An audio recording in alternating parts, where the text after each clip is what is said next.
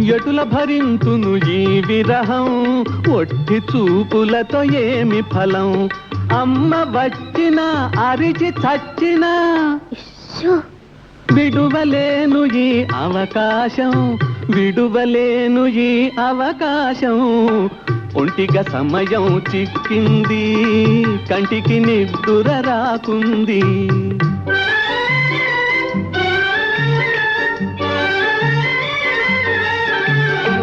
గుట్టుగా సాగే